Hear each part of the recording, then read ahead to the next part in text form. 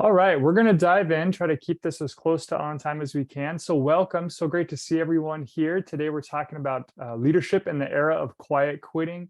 Lots of myths, lots of conversation, and looking forward to diving in with you today. Just so you all know, the session is recorded. So, if you don't want your face on or anything, feel free to mute your video. Um, I encourage you to use the chat, ask questions, add thoughts. It's a great secondary place for kind of side conversations that we would get typically if we're at a session live. So I encourage you to use that. And then I encourage you right now to commit to implementing one aha. So oftentimes we go to a session and we leave it and think, oh, there was something good that I heard there. And then we just kind of forget about it. So at the end, we've got a slide for that, but I encourage you to commit to an aha. Kinsey, if you wouldn't mind throwing in just right now the feedback form, just in case people do need to leave early.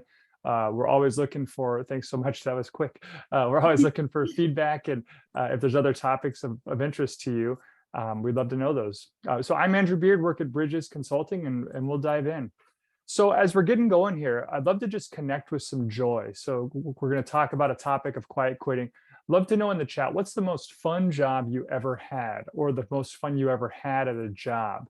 I'll give it a minute as we put in there. And if you'd rather, unmute real quick and share with us that you've got a great story, I'd love to hear it. But I'll give it a minute. The most fun you ever had at a job. And I'll give a hint. You probably weren't quiet quitting when you were doing this. Ooh, Disney character performer, Walt Disney. That's at a high bar, Madeline. It was really hot, but it was so fun. Yeah. Golf course, love the people. Oh, in their happy place. Yeah, for sure. Not many people go into a golf course to have a not good time. South St. Paul schools. Oh, great. Recruiting, hiring, coaching, servant leadership. Awesome. Thanks, Leslie. I was saying for me, I'm working in a restaurant, also at a concession stand, just the energy in those kind of places for an extrovert who likes to move around a lot. It's pretty exciting. I really enjoyed those times. Well, if you've thought about it and haven't been able to type it in, oh, here we go, co-teaching, having another teacher in the room. Oh, how that is yes, very fun to have that collaboration opportunity. Lean into some of this joy you're feeling right now, that connection to the past, and we'll kind of bring that up later as we keep moving here. So quiet quitting, what is it? Lots of conversation out there. So in a nutshell, staff who do not go above and beyond. And so there's many different ways of playing this out. It could look like psychological, behavioral, social disengagement. But there's pros and cons. And so it's sometimes looked at as like, oh, this is only negative. And seeing that we have an educator here, I think that businesses that are more union-based, kind of by contract, they do the full job, and there's not an above and beyond, or if there is, there's extra pay. But that's not viewed as a negative, it's viewed as balance. And so thinking of the potential pros of quiet quitting, there's increased self-care among employees, there's clarity, the core job still gets completed. But then cons, the things that tend to bring things to our attention is decreased job satisfaction, a passive tendency among employees. And typically people that are interested in quiet quitting, those are the sorts of behaviors that they're looking at to try to shift, is the decreased engagement and that passivity. So thinking about, is this new? It's kind of blown up in the last few years, certainly recently on social media. But for decades, employee engagement in the US has only been 33 to 35%. So this is not a new trend. We just have a new name for something old. There's feelings of burnout that absolutely were exacerbated by COVID. And we're seeing that a lot. We saw that whether you call it the Great Resignation, or the Great Reshuffle, or whatever your lingo is for that, definite feelings of burnout that persist. But it's not necessarily new. There's almost always a lack of connection with the organization and the team. And then of special note that job satisfaction is specifically lower for those 35 and less who tend to work remotely or in hybrid. And we'll talk a little bit about that more later for that. I thought it was interesting that someone had commented on LinkedIn about a recent Brene Brown, Adam Grant, and Simon Sinek podcast. And I forget who it was, but one of them talked about kind of as a joke, but also seriously, that when a manager or an executive is quiet quitting, that's just called getting life balance, and we celebrate that. So typically for your under 35, your hybrid, they're not the executives, but they're ones that aren't feeling that connection with the organization. So speaking of generations, quick case study here. I want you to think about, and we'll have a time, what resonates with you. I'd love to hear some thoughts or something in the chat. So baby boomers, Gen X, people that are a lot of times managers in organizations, have a little bit more tenure. They kind of came with this complete work at all costs mentality. No complaints, I'm just going to do my job. There's a deference to authority, and there's a small impact from disengagement. So especially if we look back in time, say 15, 20 years, there's no social media. Someone's frustrated about their job, they tell the person at the cubicle next to them. It kind of stops there. But typically there's a sense of duty in completing the work. Um, Fast forward here, millennials, Gen Z, there's more of a sense, okay, what's in it for me? Really care about the mission and vision of the organization, want to feel high impact. They're used to being on social media, having instant connection. They're open to challenging authority. And there's a huge impact from disengagement. So whereas your baby boomer might complain to one person, make a phone call, you've got someone on TikTok, on social media, talking about quiet quitting, and I'm not doing anything for the company. So the impact here is significantly different as we look generationally. And this isn't going to be every single Gen Z versus every single baby boomer, but it certainly is a trend between the differences. Anything resonate with anyone? I'll pause for just a minute here. I'd love to see some engagement in the chat or unmuting.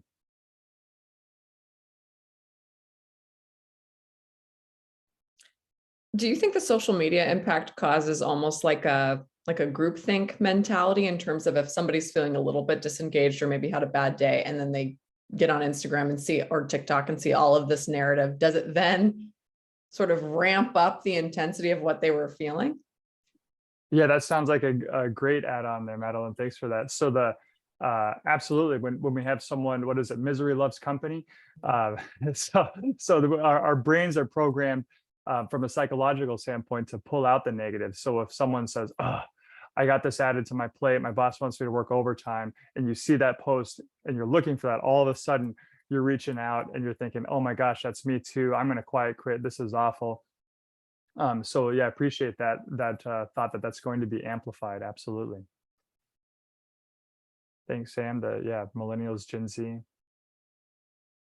Anything else resonate?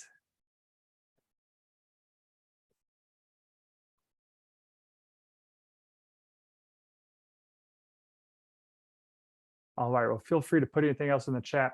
So let's talk about tips for managers and leaders. So three things for me when I look at the data really come through here. So things that managers can do: increasing engagement through connection. So managers are most likely to be the ones that employees have a connection with in an organization.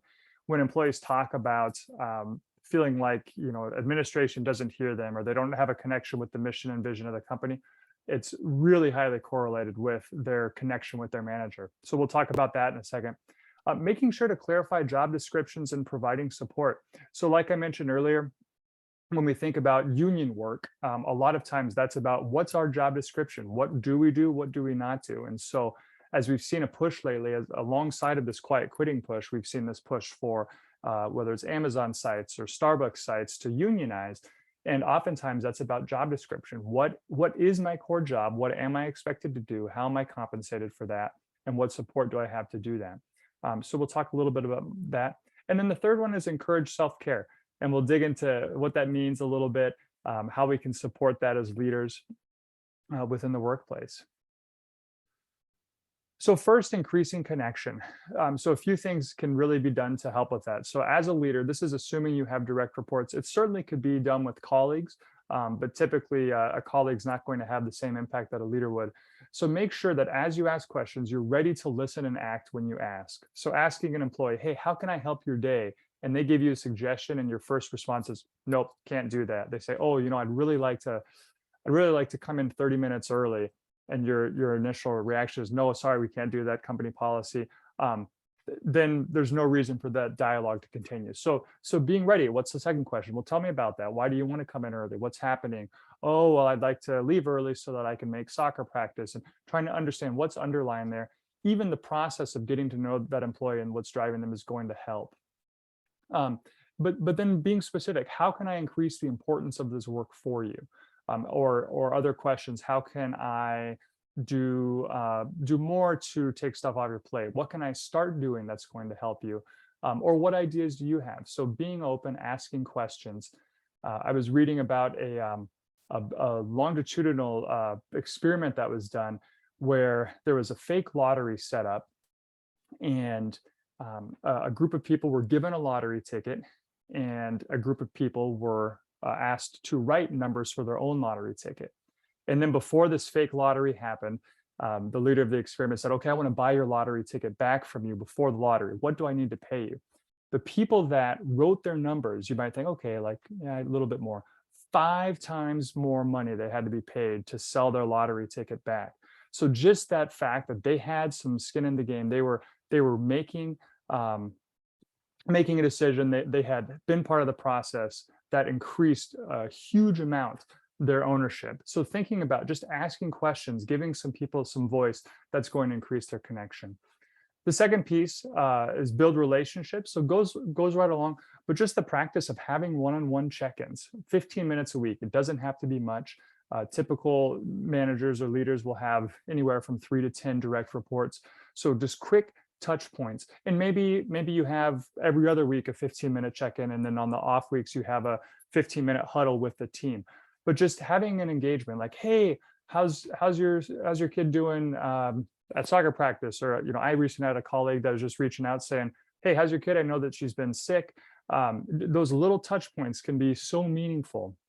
And as you hear that from your supervisor, it increases the engagement in the company. And then proactive stay interviews. I did a link here because I think it's a really great idea. And there was a nice article for how to structure it. If you're able to fill out the Google form at the end, we'll send this to you and you can follow that link.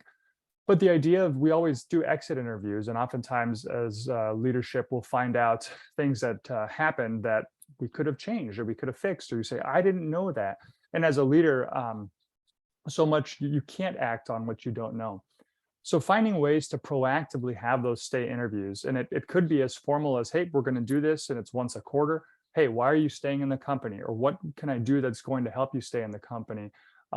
But it could be less formal than that. It could be part of your weekly one-on-ones, but trying to understand what keeps people engaged in the company, and you'll be surprised at what you hear there. The third piece for increasing that connection is recognition. And all sorts of people have different ideas of what recognition is.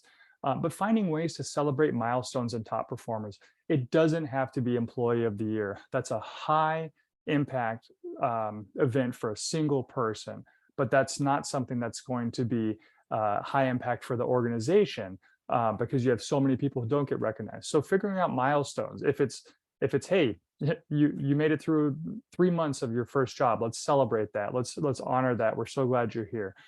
If it's a project they completed that was difficult, or even if it's a small project, that's okay. And finding ways to not just recognize the person individually, but maybe to have a team shout out.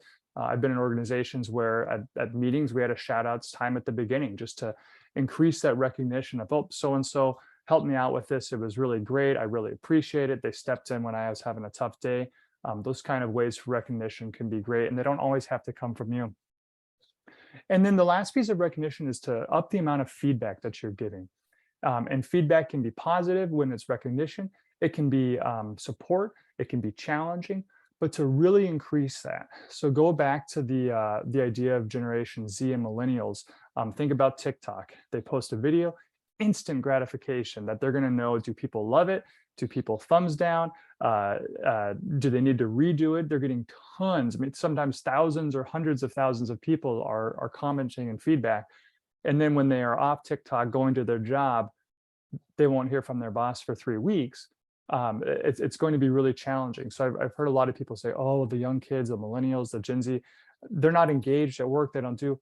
Well, I challenge you to watch them play video games, watch them be on TikTok. The engagement level is high. It's still there. It's just on different things than we do at work. So finding ways to provide feedback for people would be great. I'll pause there. I'd love some back and forth. There's some thoughts, anything resonating with you in the chat, any questions? Be great to hear from some people. So this is a two-way street today. Any other ideas that help us out that would increase connection? It'd be great to learn from each other today, or things that you have found successful. Any recommendations on stay interview? I'll type my favorite one in the chat. I'd love to hear from others. Mine is, what could I start doing, stop doing, or continue doing that would make your time more enjoyable? Anyone else have some great stay interview questions?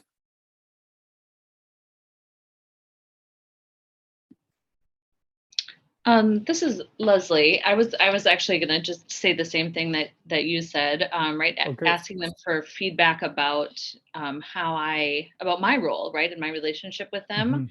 Mhm. I've always one of the interesting reactions I've gotten to that is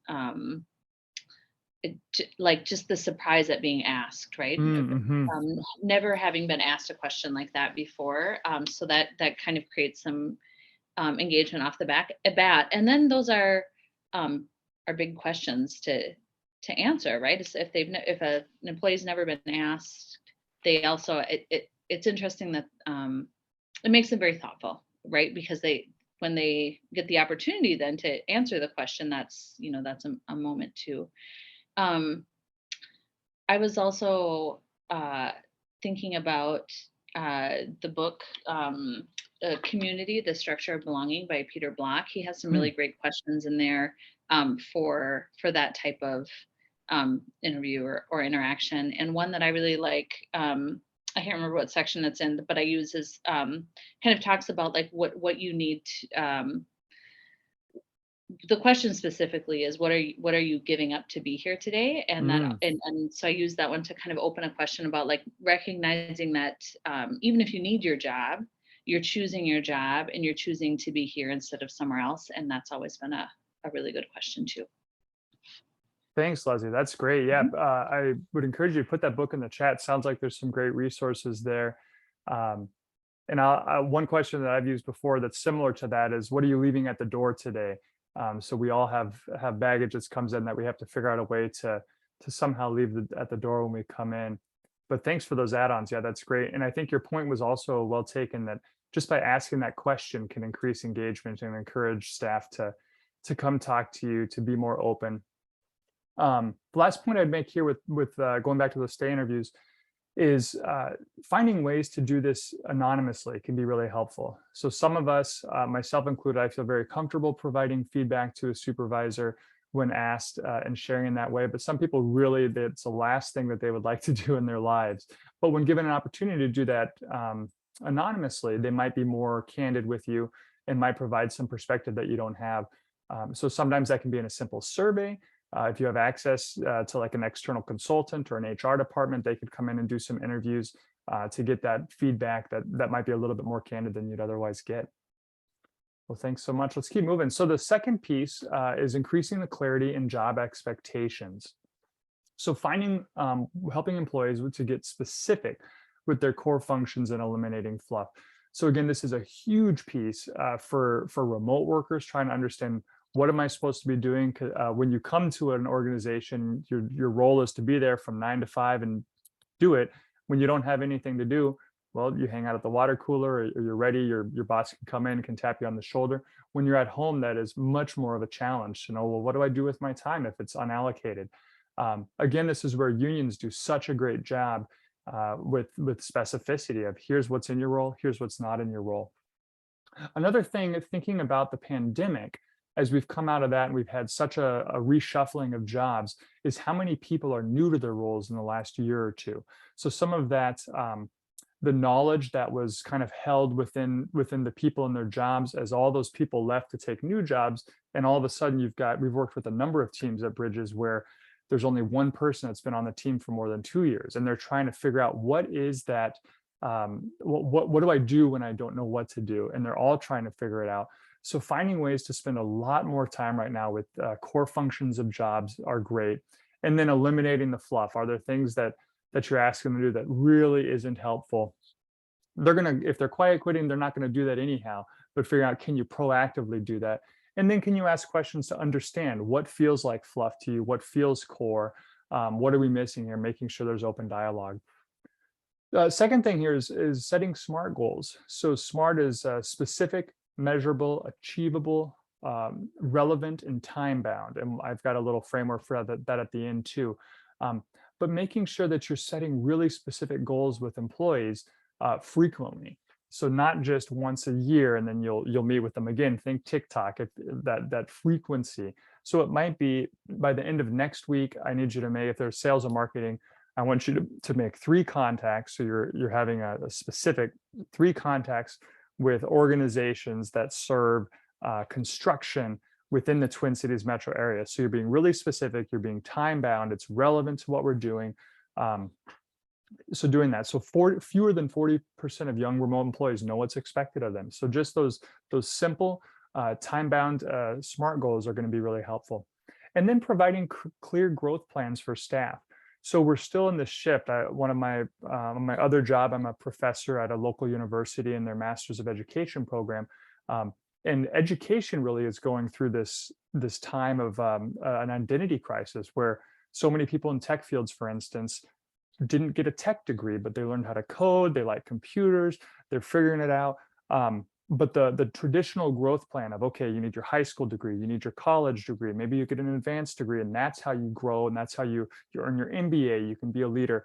That's really changing. And so finding ways to develop staff and providing clear growth plans for them. So they see they're not just going to be working here at the same level. Many people that do quiet quitting videos or whatnot complain about, well, I had a review, I didn't get a raise, I don't know why. So being really specific of, hey, if you didn't get a raise, here are the things I'd like to see you grow on. And then here's the tools that I'm going to provide. So if you have a growth plan, but you don't have tools and they've got to figure it out on the weekends and learn how to grow or get another degree, that's not going to help them. So what can you do as a manager to help them grow within that position? Let's pause here. I'd love to hear some more voices from the crowd or anything else in the chat. What's resonating with you in these job expectations? This is Leslie again, and I actually have a question. Yeah. I'm sure that we have similar experiences. I worked for 13 years in St. Paul Public Schools, and I work in district administration now. But typically I would defer to letting, obviously in this case, teachers write their goals.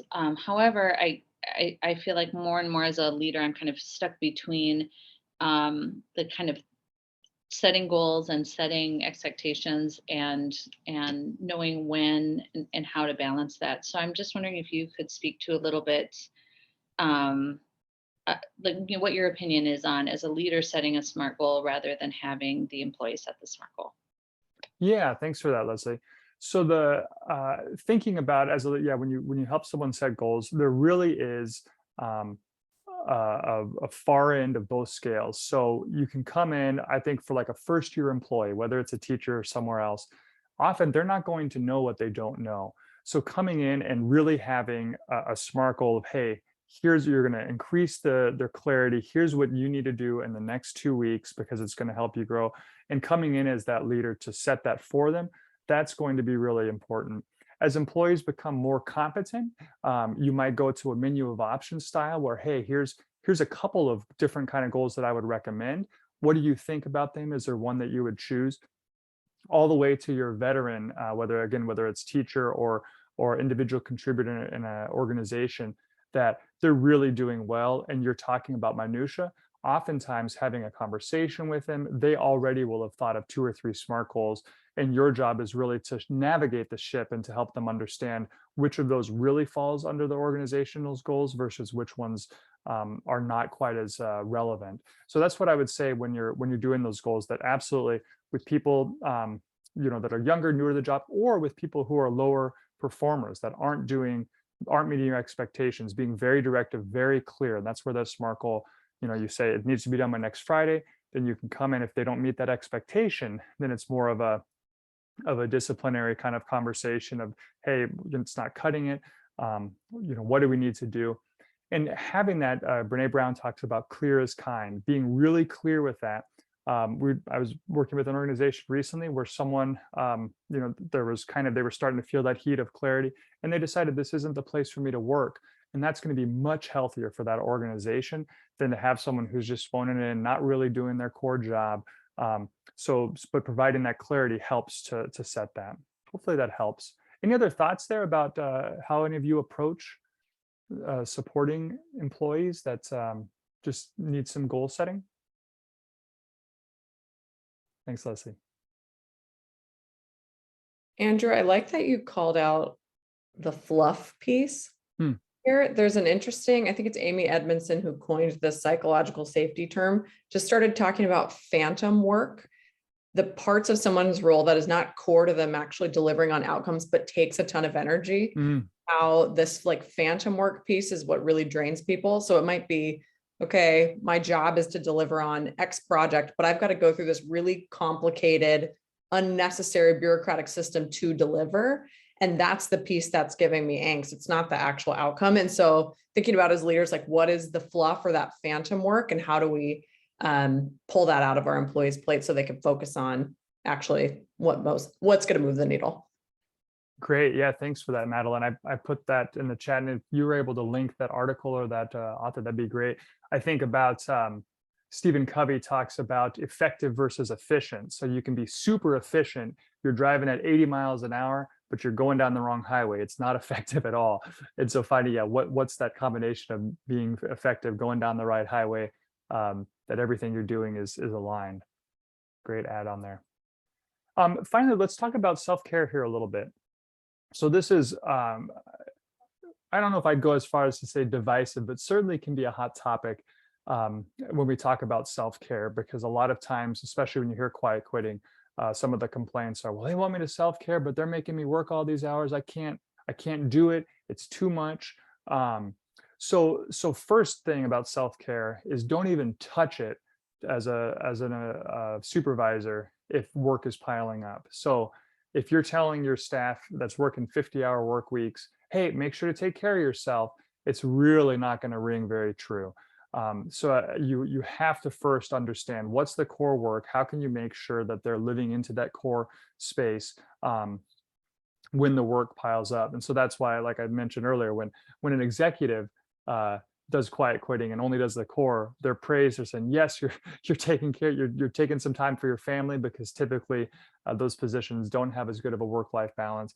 But when we're talking of younger workers, people that maybe aren't in management, if they have no time for self-care, it's not a good conversation to start. So that's where the job clarity, helping them understand like what is phantom work, what do they not need to be doing, how can they focus on the essential so that they have some time.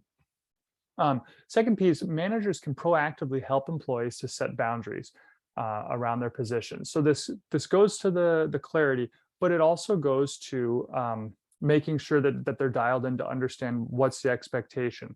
So one of the things we talk about sometimes when we coach at Bridges, someone who is like they're a workaholic or they're a self-described perfectionist, we'll kind of dial them in to say, okay, what normally you spend an hour on, try to finish that in 45 minutes. And that kind of helps them to find that efficiency, but also set boundaries so they're not spending so much extra time working throughout the day, but helping them and say, oh, when it's 4 o'clock, you really do need to sign off, you need to be away.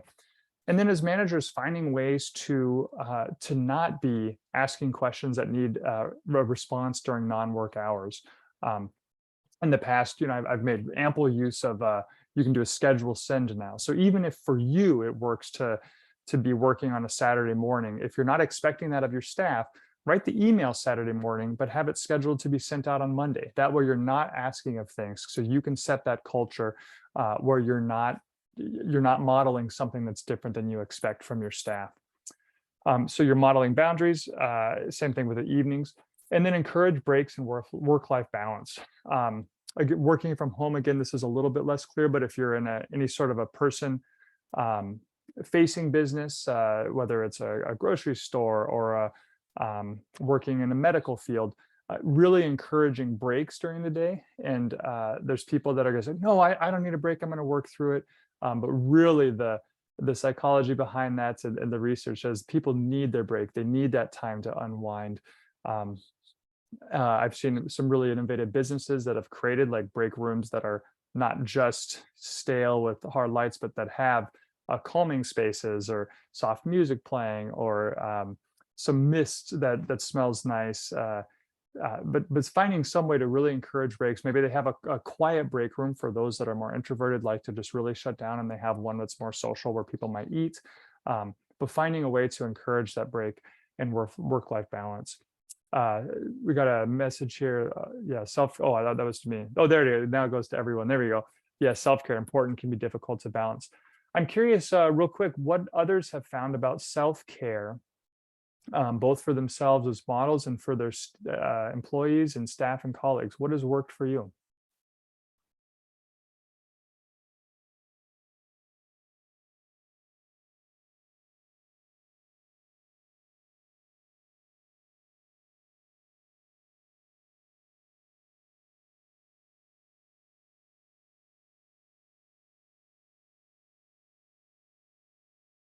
Peer accountability, that's great. Madeline, can you say more about that? Yes. So Sam and I have a peer accountability, walk the dog, get outside, take a break moment where we will chat each other, even though we work in different states, and say, hey, you need to go walk your dog. You need to get outside and get away from your screen. Let's go together. So it helps to have a buddy who's kind of holding your feet to the fire proverbially. And I appreciate it very much. That's great. Thanks. And I see Sam made the joke finally. I've always tried to encourage nap pods in every workplace I've been in. It hasn't worked yet. Just read a book all about why we sleep, and it's fascinating that even back in the 90s, NASA had nap spaces at their headquarters, and the power of sleep, the power of a short nap during the day, especially when you're trying to learn something new, is incredibly powerful. Companies, I forget the company, but companies as big as like GE, Google, Nike are looking at encouraging and paying staff to sleep better at night, where they'll have a sleep tracker, and if you get like an 8-hour window every single night for 30 days in a row, you get like a $500 bonus for working there. So there are companies really starting to look at how do we incentivize self-care, because they realize it's good business. That if you're going to get more out of your employees by a significant amount if they're sleeping well, if they're taking care of themselves. Adam, good to see you today. Little walks, walking the dog, absolutely. Nap pods, I'm seeing Target has nap rooms. That's incredible. Yeah, and so yeah, that's a great question. Are they using them, and are they encouraged? So one thing to just have them there, but another to encourage them. That's awesome. So with Target Corporation, they definitely encourage you. And as a mother, there were times in my pregnancy where I would be like, I gotta go lay down. So it was highly encouraged to take advantage of that and take, 30 minutes out of your day, especially as a new mom. So yeah. That's great. Thanks, Lindsay. Yeah, that's great to hear, and that it's encouraged, and it increases productivity when you're up. Maybe that's what you replace with those phantom work, Madeline. That's great. So we tried having a game area for mental break, move your body, didn't work out. Some staff were openly judgmental. Okay, yeah. So thanks, Karen. So figuring out how to encourage not just the space, but a culture of self-care as leaders work on that to really say, nope, this is what we do here. So pairing those two together would be great.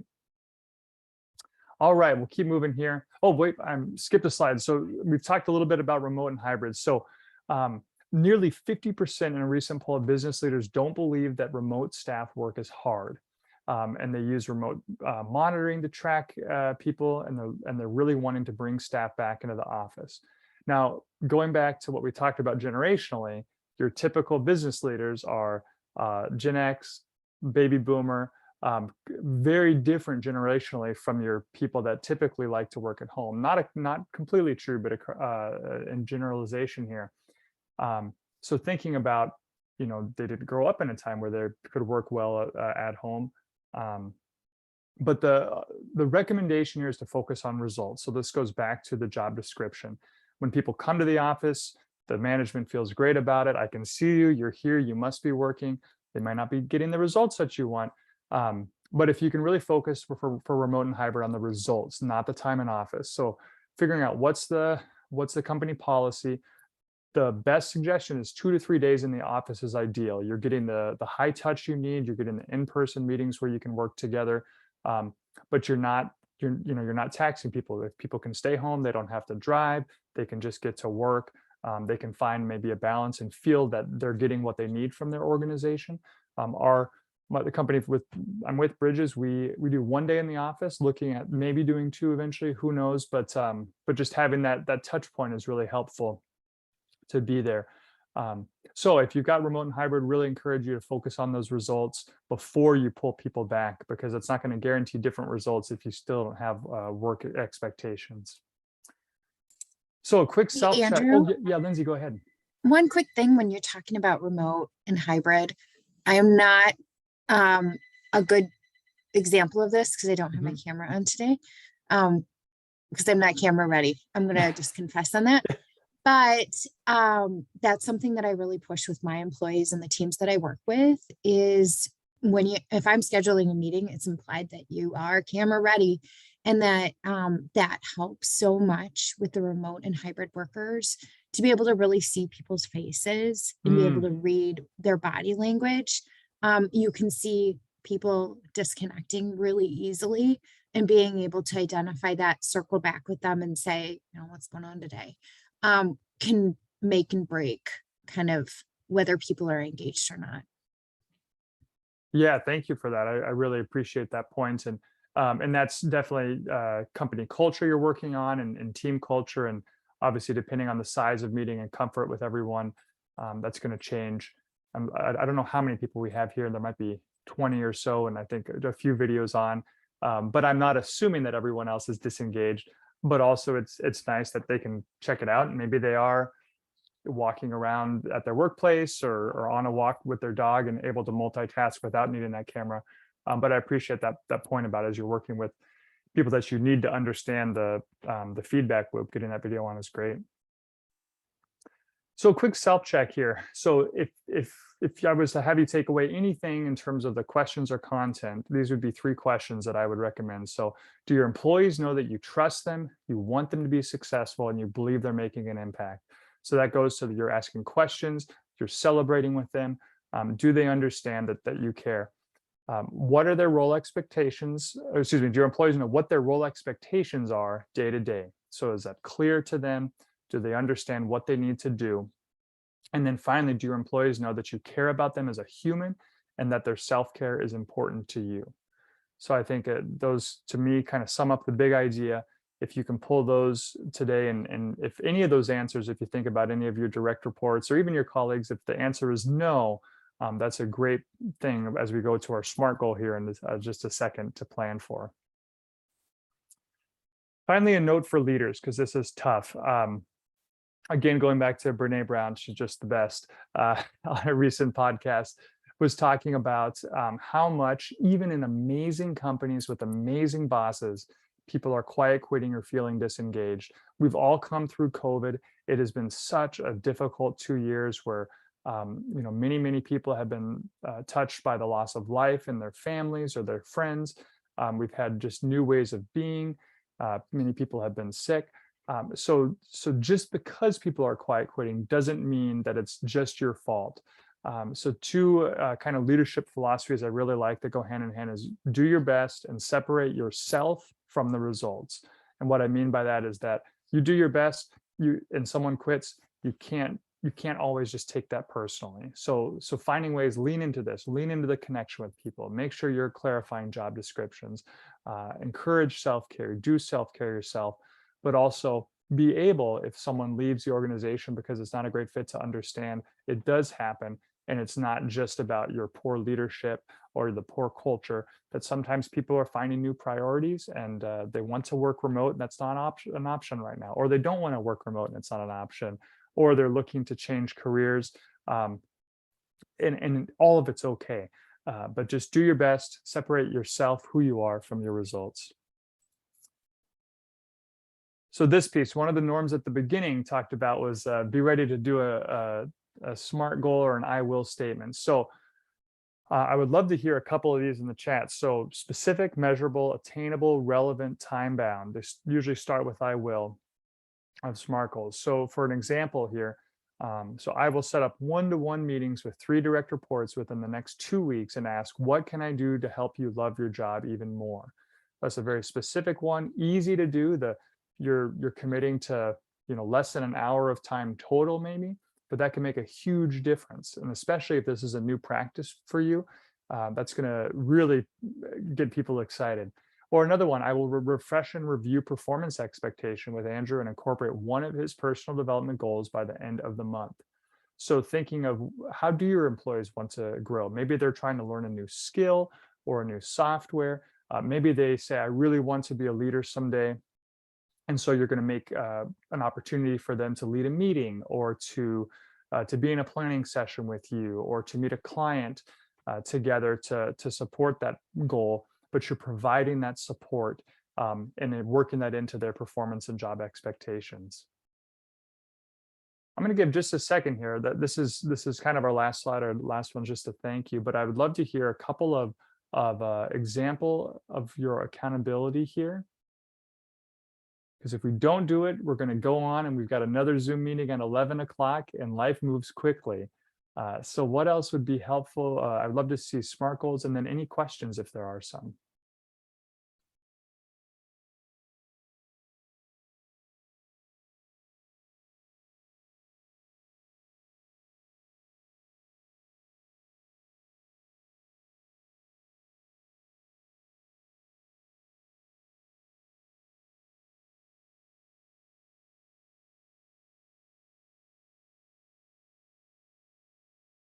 This goes to Lindsay's point of there could be people on the meeting that have walked away from their device and aren't actually here, which is okay. Oh, Kenzie, hey, this is great. I will practice setting boundaries by logging off my computer on Fridays and not checking my email throughout the weekend. I love it. So I'm going to make you a guinea pig here, Kenzie. I hope that's okay. So specific, we're looking at SMART. So specific, you've had a specific practice. And you say logging off your computer. I'm assuming then your email is not on your phone. Is it measurable? So it says not checking my email throughout the weekend. I would even encourage you to put a time when you will check it again, because does a weekend mean till 7 p.m. on Sunday? So you're ready for Monday. Does that mean 7 a.m. Monday? Is it attainable? I think you can do it. Absolutely. Is it relevant? I assume it's relevant to setting some boundaries and time bound. Yes. And you might even say that I'll do this three out of the next 4 weekends. That would give you a specific timing for that. Awesome. Ms. Logan, I will revisit performance expectations with my team members during our next one-on-one meeting. Love it. I will practice, Amber, my self-care as much as I preach to my direct reports. That's great, Amber. I'd recommend to be even more specific with self-care of, is it a meditation practice? Is it running? Is it specific eating? Is it timing out? But some way, then when you share with your direct reports, you might be able to tell them exactly what it is. But great one. Karen, as a leader, I struggle with modeling self-care. I encourage others. I will do better. Yep. Again, I'd be even more specific. That's great. I'm working with a coach right now. One of my goals I've achieved pretty well is cutting out sugar, and except for on the weekends, but I'm looking to add more vegetables in. So that's my specific one, is finding ways to add vegetables to my lunch. Madeline solicit feedback this week on how I'm sending explicit messages around trust to my team, and then ask for feedback on how I can better engender trust in my communication. Love it. Karen, specific example, not eating work through my lunch. There you go. Awesome. iPhone, I will practice turning my personal cell phone off when I go to the office. Ooh, I like that one, turning it off completely. And maybe even finding a place to put it so you know where it is, but it's out of sight, out of mind, not in your pocket. Need to incorporate that in my practice as well. Karen, thanks for sharing. Awesome. Thanks, Madeline. Well, this is great. I really appreciate these. Yeah, I should have had a better example specifically for me. So I will incorporate more vegetables into my lunch next week. This week I made a big meal that had some more. So I'm gonna make like some sort of a curry dish with tofu. I'm a vegetarian, so I'll do that for next week, and I'll do it 4 out of 5 days. I'll eat that. And that'll be helpful. Very cool. Any questions? Thank you so much. It's great to connect with everyone. Kenzie, if you wouldn't mind putting that form, we'd love to hear your feedback on this, and any recommendations for future sessions that you'd like to hear from the Bridges team. And I'll stay around for any questions, but otherwise, thanks so much. Go do some self-care. If you don't have anything until 11, I encourage you at the very least stand up and do a couple squats. or get up and move around. Yes, it is recorded, Candace, and I believe if you fill out the form, we'll be able to send you a copy of that. Thanks so much, Candace.